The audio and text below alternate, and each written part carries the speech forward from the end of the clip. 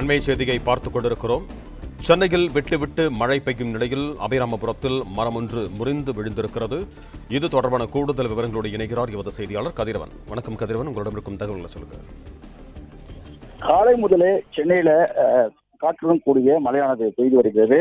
இந்த மழையின் காரணமாகவும் காற்றின் காரணமாகவும் பசுமை வழி சாலை மனித உரிமைகள் ஆணையம் அருகே ஒரு பெரிய ராஷ்டிர மரம் ஒன்று சாலையில் சரிந்து விழுந்திருக்கிறது. அந்த மரம் விழும்போது அந்த பகுதி வழியாக சென்ற 2 கார்களின் மீது அந்த மரமானது விழுந்ததில் கார்கள் சேதமடைந்திருக்கிறது. நல்வாய்ப்பாக காரில் பயணித்த யாருக்கும் காயம் ஏற்படவில்லை.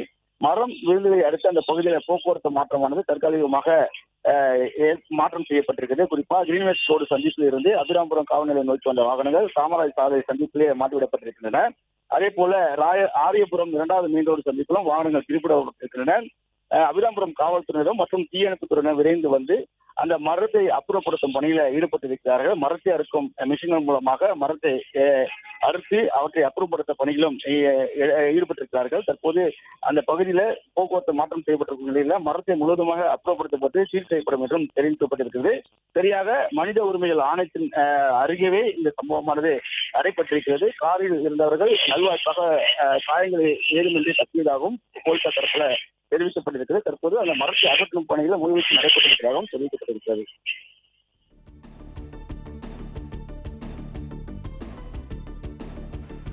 பிளே ஸ்டோர் மற்றும் ஆப் ஸ்டோரில் இருந்து பாலிமர் செயலியை QR கோடு மூலம் பதிவிறக்கம் செய்யுங்கள்.